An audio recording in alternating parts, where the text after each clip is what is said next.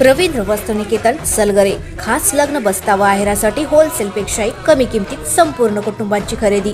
कांजीवरम, बनारसी, जुल्ला, Bangalore silk, Madurai silk, Calcutta cotton full व्हरायटीत उपलब्ध। सूट व इंडो शेरवानी, हळदीसाठी कुर्ता, सफारी, ब्रँडेड शर्ट, पॅन्टचे खास कलेक्शन, असंख्य व्हरायटीसह 51% भरघोस डिस्काउंट। जादा झालेला माल परत घेऊन पैसे परत। त्वरा करा, आजच भेट द्या रवींद्र वस्त्रनिकेतन सलगरे।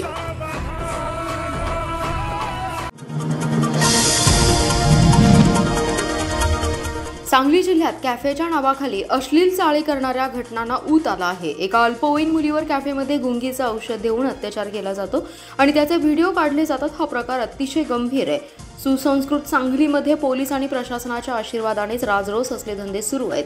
अवैध धंद्यांवर पोलिसांचा वचक राहिला नाही। पोलीस हप्ते घेत असल्यानेच कारवाई होत असल्याचा आरोप करत शहरासह जिल्ह्यातील गल्लीबोळात सुरू झालेली कॅफे संस्कृती तातडीने थांबवा, त्यांच्यावर कारवाई करा, अन्यथा रस्त्यावर उतरून तीव्र आंदोलन करू असा इशारा ज्येष्ठ आमदार अरुण अण्णा लाड यांनी दिलाय। त्या सांगलीत पत्रकारांशी बोलत होते। यावेळी बोलताना आमदार अरुण अण्णा लाड म्हणाले, सांगली जिल्ह्यात कॅफेच्या नावाखाली भयंकर प्रकार सुरू आहे। अल्पवयीन मुलींना आमिष दाखवून त्यांना कॅफेमध्ये घेऊन जात गैरप्रकार केले जात आहेत। सांगलीतील एका कॅफेत बलात्कार झाला, त्याचा व्हिडिओ काढण्यात आला। हे कशामुळे? पोलिसांचा धाक राहिला नाही। त्यांचे पैसे खाल्ले तर कारवाई कशी होणार? ते मोकाट सुटणारच। माणुसकीला काळीमा फासणारी घटना घडली आहे। कॅफे चालकांवर धाक ठेवण्याचं काम प्रशासन का करत नाही? सर्व प्रकार धोकादायक आहेत। जिल्ह्यात मोठ्या प्रमाणावर अवैध धंदे वाढलेत। पोलीस कारवाई कोणतीही करत नाहीत असा प्रश्न उपस्थित करत गुन्हेगारी कृत्यांवर आळा बसला नाही की अशा घटना घडत आहेत। या जर थांबल्या नाही तर आम्ही तीव्र आंदोलन करू असा इशारा त्यांनी यावेळी बोलताना दिलाय। मिरज, पुणे, कोल्हापूर, सांगलीसह अन्य रेल्वे स्टेशन बॉम्बने उडवून देण्याची धमकी देणाऱ्या सराईत तरुणाच्या सांगली शहर पोलिसांनी मुंबई लोहमार्ग पोलीस यांच्या मदतीने मुसक्या आवळल्या आहेत। सचिन मारुती शिंदे उर्फ माधव किसन भिसे असं अटक करण्यात आलेल्या तरुणाचं नाव आहे। दरम्यान त्याने हे कृत्य वैफल्यग्रस्त होऊन केल्याची कबुली पोलिसांना दिली आहे। सोमवारी रात्री 8:30 वाजण्याच्या सुमारास अज्ञात व्यक्तीने निनावी फोन करून तो दहशतवादी असून त्याच्यासोबत अन्य 5 व्यक्ती आहेत, आम्ही RDX बॉम्ब रेल्वे स्टेशन परिसरात ठेवून सदरचे रेल्वे स्टेशन बॉम्बने उडवून देणार आहोत। आमची माणसे मुंबई, सातारा, कोल्हापूर, सोलापूर आणि पुणे या ठिकाणी पोहोचली असून त्या ठिकाणी बॉम्बस्फोट करणार असल्याची धमकी दिली। त्यानंतर तातडीने सांगली आणि मिरज रेल्वे स्टेशन परिसरात धाव घेत तपासणी केली, मात्र काहीही हाती लागलं नाही। त्यानंतर पोलिसांनी तपास सुरू केला। ज्या नंबरवरून सांगली शहर पोलीस ठाण्याला फोन आला त्या फोनचे डिटेल्स काढण्यात आले। सदरचा मोबाईल हा सोलापूर जिल्ह्यातील एका अंध पती पत्नीचा असल्याचं पुढे आलं। सदरचे पती पत्नी हे रेल्वेने मुंबईला जात होते। यावेळी त्यांचा मोबाईल चोरीला गेला। यानंतर तांत्रिक आणि कौशल्यपूर्ण तपास करून पोलीस कॉन्स्टेबल संदीप पाटील यांनी संशयित सचिन शिंदे उर्फ माधव भिसे याच्या रेल्वे पोलिसांच्या मदतीने मुंबईतील छत्रपती शिवाजी महाराज टर्मिनस येथून अटक केली आहे। त्याच्याकडे सखोल चौकशी केली असता वैफल्यग्रस्त होऊन त्याने सदरचं कृत्य केल्याचं सांगण्यात आलंय। गेल्या 2 वर्षांपासून साखरेसह उपपदार्थांना राष्ट्रीय आणि आंतरराष्ट्रीय बाजारात चांगला दर मिळाला आहे। त्यामुळे साखर कारखान्यांकडे FRPची रक्कम अदा करून पैसे शिल्लक राहिलेत। सदरच्या पैशांवर शेतकऱ्यांचा अधिकार असून राज्यातील सर्व पक्षाचे साखर कारखानदार एक होऊन या पैशावरती डल्ला मारण्याचा प्रयत्न करत आहेत। त्यामुळे गतवर्षी हंगामात झालेली चूक कारखानदारांनी न करता यावर्षीच्या वार्षिक सर्वसाधारण सभेत विषयपत्रिकेवर विषय घेऊन FRPपेक्षा जादा रकमेला मंजुरी देण्याबाबत कारखान्यांना लेखी आदेश निर्गमित करण्याची मागणी साखर आयुक्त कुणाल खेमनार यांच्याकडे लेखी पत्राद्वारे केली असल्याची माहिती स्वाभिमानी शेतकरी संघटनेचे नेते राजू शेट्टी यांनी दिली आहे। याबाबत दिलेल्या निवेदनात म्हटलंय की गेल्या 2 वर्षांपासून केंद्र सरकारच्या धोरणामुळे देशातील साखर कारखान्यांनी ऊसापासून इथेनॉल निर्मिती करण्यास प्राधान्य दिले। साखर, ethanol, bagasse, cogen, spirit, alcohol, मळी यांसह इतर उपपदार्थांना चांगला दर मिळाला आहे। साखर कारखान्यांकडे उत्पादन खर्च वजा जाता पैसे शिल्लक राहू लागलेत। गतवर्षी राज्यातील काही कारखान्यांनी वार्षिक सर्वसाधारण सभेत FRPपेक्षा जादा रकमेस मंजुरी घेऊन शेतकऱ्यांना त्यांच्या हक्काचे जादा पैसे दिले, मात्र याप्रमाणे राज्यातील इतर कारखान्यांनी मखलाशी करत वार्षिक सर्वसाधारण सभेत ठराव नसल्याचे कारण दाखवत शासनाकडे बोट दाखवून सर्वपक्षीय कारखानदार एकजूट करून या पैशावर डल्ला मारण्याचा प्रयत्न करत आहेत। त्यामुळे चालू हंगामातील साखर व उपपदार्थांच्या जादा उत्पन्नातील आलेले पैसे शेतकऱ्यांना मिळण्यासाठी आत्ताच साखर आयुक्तांनी सर्व कारखान्यांना वार्षिक सर्वसाधारण सभेत विषयपत्रिकेवर विषय घेऊन या विषयास मंजुरी घेण्याबाबत लेखी आदेश काढून कळवण्याबाबतची मागणी केल्याचं म्हटलंय। शेतीसाठी पाणी उपसा करायचा असेल तर खाजगी आणि सहकारी पाणी पुरवठा संस्थांनी जलमापक मीटर बसवावे, अन्यथा पाणीपट्टीच्या 10 पट अधिकचा कर भरावा. या राज्य सरकारच्या निर्णयाविरोधात कोल्हापूरमध्ये पंचगंगा पुलावर 29 मे रोजी सकाळी 11 वाजता बेमुदत आंदोलन सुरू करण्यात येणार आहे, अशी माहिती पदवीधरचे आमदार अरुण लाड, श्रमिक मुक्ती दलाचे प्रमुख डॉक्टर भारत पाटणकर यांनी पत्रकार परिषदेत दिली आहे. शेतीसाठी पाणी उपसा करायचा असल्यास हेक्टरी 1122 रुपये पाणीपट्टी तसेच 20% लोकल फंड वसूल केला जातो. एकूण रक्कम 1346 इतकी आहे. जलमापक मीटर न बसवल्यास 10 पट म्हणजे 13,460 रुपये हेक्टरी शेतकऱ्यांना भरावे लागणार आहेत. शेतीपंपाला आणि उपसा सिंचन योजनेबाबत राज्य सरकारने घेतलेला निर्णय अन्यायकारक आहे. मीटर बसवण्याचा निर्णय तात्काळ मागे घ्यावा, अशी मागणी करण्यात आली. शासनाच्या उपसा सिंचन योजनांना येणाऱ्या एकूण खर्चापैकी 81% खर्च शासनाच्या तिजोरीतून तर 19% खर्च शेतकऱ्यांकडून पाणीपट्टीच्या स्वरूपात जमा केला जातो. याउलट सहकारी आणि खाजगी पाणी पुरवठा योजना कर्ज काढून उभ्या केल्या आहेत. शासनाच्या योजनांना एक न्याय आम्हाला वेगळा न्याय हे चालणार नाही. त्याविरोधात आंदोलन उभं करण्यात आलंय. शासनाने हा निर्णय त्वरित मागे घ्यावा, तसेच पाणीपट्टी वाढीची थकबाकी देखील रद्द करावी, असे डॉक्टर पाटणकर म्हणाले.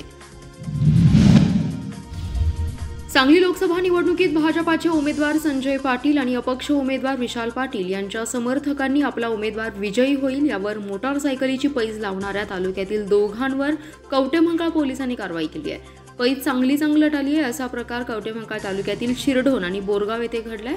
कवटेमहांकाळचे पोलीस निरीक्षक ज्योतिराम पाटील यांच्या मार्गदर्शनाखाली पोलिसांनी बोरगाव शिरढोण येथील दोघांना ताब्यात घेऊन दोघांनी पैजेत लावलेली सुमारे 2,15,000 रुपये किमतीच्या 2 मोटरसायकली जप्त केल्या. ही कारवाई शुक्रवारी सायंकाळी 5:30 वाजण्याच्या सुमारास करण्यात आली. रमेश संभाजी जाधव आणि गौस मुबारक मुलानी यांच्यावर पोलीस ठाण्यात महाराष्ट्र जुगार प्रतिबंध कायद्याखाली गुन्हा दाखल झालाय. बोरगाव येथील रमेश संभाजी जाधव आणि शिरढोण येथील गौस मुबारक मुलानी यांनी सांगली लोकसभा निवडणुकीच्या निकालाबाबत भाजप पक्षाचा उमेदवार निवडून येईल की अपक्ष उमेदवार निवडून येईल यासाठी स्वतःच्या फायद्याकरिता निवडणुकीतील उमेदवारावर बुलेट व युनिकॉर्न गाड्यांवरती पैजा लावल्या होत्या. पैज लावून संदेश सोशल मीडियाद्वारे प्रसारित केला होता. या पैजेची तालुक्यात चर्चा सुरू होती. पैज लावल्याची माहिती पोलीस निरीक्षक ज्योतिराम पाटील यांना समजताच त्यांनी तात्काळ कारवाईचे आदेश दिले. पोलिसांनी शुक्रवारी सायंकाळी 5:30च्या सुमारास कारवाई करत दोघांना ताब्यात घेत दोघांच्या दोन्ही 2,15,000च्या मोटरसायकली जप्त केल्या. दोघांवर पोलिसात महाराष्ट्र जुगार प्रतिबंध कायद्याखाली गुन्हा दाखल झालाय. आटपाडी कृषी उत्पन्न बाजार समिती ही चांगल्या प्रकारे शेतकऱ्यांचं हित पाहून काम करीत आहे. भविष्यात सर्वतोपरी विकास कामासाठी मदत करू, अशी ग्वाही विशाल पाटील यांनी दिली आहे. आंबा महोत्सवाच्या उद्घाटन प्रसंगी ते बोलत होते. आटपाडीतील आंबा महोत्सवमध्ये तब्बल 1.25 किलोचा आंबा आकर्षक ठरलाय. तालुक्यातील शेतकरी वर्ग मोठ्या प्रमाणात या महोत्सवामध्ये सहभाग नोंदवत आहे. अजून हा महोत्सव 4 दिवस चालणार आहे. आंबा महोत्सवामध्ये हापूस, केशर, पायरी, लालबाग, तोतापुरी, बदामी, लोकल असे आंब्यांचे प्रकार ग्राहकांना उपलब्ध करून दिले असून याला नागरिकांचा मोठा प्रतिसाद मिळालाय. यावेळी विशाल पाटील, सुहास बाबर, डॉक्टर जितेश कदम, जयदीप भोसले, ऋषिकेश साळुंखे, लक्ष्मण सरगर, DM पाटील यांच्यासह मान्यवर उपस्थित होते. सांगलीतल्या विश्रामबागमधील 100 फुटी रस्त्यावरील एका कॅफेत गुंगीचं औषध देऊन एका अल्पवयीन मुलीवर बलात्कार करण्यात आला. त्यानंतर संतप्त पडसाद शहरात उमटलेत. शिवप्रतिष्ठान युवा हिंदुस्थानच्या कार्यकर्त्यांनी आक्रमक भूमिका घेत हँगऑन कॅफेसह एका पाठोपाठ आणखी 2 कॅफेंची तोडफोड केली. खरेमंगल कार्यालयाजवळील डेनिस्को आणि कॅफे सनशाईन अशी त्यांची नावे आहेत. दरम्यान या घटनेमुळे पोलिसांनी तात्काळ घटनास्थळी धाव घेतली. शिवप्रतिष्ठान युवा हिंदुस्थानच्या 16 कार्यकर्त्यांना ताब्यात घेत अटक करण्यात आली. आज त्यांना न्यायालयापुढे उभे केले असता सोमवार 20 मे पर्यंत 2 दिवसांची पोलीस कोठडी सुनावली आहे. या प्रकरणी रणजित चंदनदादा चव्हाण, रोहित मोरे, करण महालिंग म्हेत्रे, विक्रांत विठ्ठल कोळी, विनायक बसप्पा आवटी, शंकर नागराज वडर, संदीप अशोक जाधव, अर्जुन ईश्वर गेजगे, अविनाश पोपट भोसले, प्रथमेश अशोक सूर्यवंशी, योगेश बाळू गुरका, मारुती गोविंद गुटुगडे, विलास गोपाळ पवार, प्रदीप अधिकराव पाटील आणि दिगंबर मनोहर साळुंखे यांना अटक करण्यात आली आहे. सांगली जिल्हा परिषदेच्या संकल्पनेतून 2 मार्चपासून प्रत्येक महिन्याच्या 1ल्या व 3ऱ्या शनिवारी प्लास्टिक संकलन करण्यात येत आहे. त्यानुसार खटाव ग्रामपंचायत येथे हा उपक्रम वेळच्या वेळी राबवला जातो. आज या उपक्रमाअंतर्गत 2 तास प्लास्टिक संकलन करण्यात आले. सदर उपक्रम अंतर्गत पंचायत समितीच्या स्वच्छ भारत अभियान अधिकारी प्राची स्वामी यांच्या अध्यक्षतेखाली राबवण्यात आला.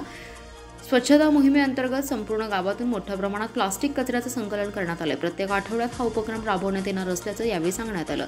यावेळी सरपंच ओंकार पाटील, ग्रामपंचायत सदस्य संजय कांबळे, मोनिका पाटील, सुरेखा पाटील, ग्रामसेवक रवींद्र गायकवाड, आशा सेविका, अंगणवाडी सेविका, बचत गट अध्यक्ष, बचत गटाच्या महिला आणि ग्रामपंचायत कर्मचारी उपस्थित होते. प्लास्टिकचे दुष्परिणाम आणि निर्मूलन आणि संकलन याबाबत जनजागृती स्वामी यांनी मार्गदर्शन केले. आभार ग्रामपंचायत सदस्य संजय कांबळे यांनी मानले. सांगली मिरज रोडवर असणाऱ्या जिल्हा क्रीडा संकुलात शेकडो खेळाडू आणि नागरिक दररोज खेळ आणि व्यायामासाठी येतात. विशेषतः सकाळी जॉगिंग, धावणे, व्यायाम आदींसाठी सांगली मिरजेतील नागरिकांची गर्दी असते. पोहण्यासाठी आणि इनडोअर खेळांसाठीही नागरिक येतात. या सर्वांना आता शुल्क भरल्याविना संकुलात प्रवेश मिळणार नाही. संकुलाच्या देखभाल दुरुस्तीसाठी शुल्क आकारण्यात येत असल्याचे क्रीडाधिकाऱ्यांनी नोटिशीत म्हटलंय. संकुलात दररोज सकाळी आणि सायंकाळी खेळण्यासाठी आणि व्यायामासाठी येणारे नागरिक, खेळाडू, विद्यार्थी, क्रीडा मंडळे, क्रीडा संस्था, अकादमीचे सदस्य आदींची शुल्क भरून पावती घ्यावी लागेल. प्रत्येक व्यक्तीसाठी प्रति महिना 100 रुपये शुल्क असेल. 6 महिन्यांसाठी 500 रुपये तर वर्षभरासाठी 1000 रुपये भरावे लागतील. शिवाय ओळखपत्रासाठी स्वतंत्ररित्या आणखी 100 रुपये द्यावे लागतील. ओळखपत्र असल्याशिवाय 25 पासून संकुलात प्रवेश मिळणार नसल्याचे क्रीडाधिकाऱ्यांनी स्पष्ट केले.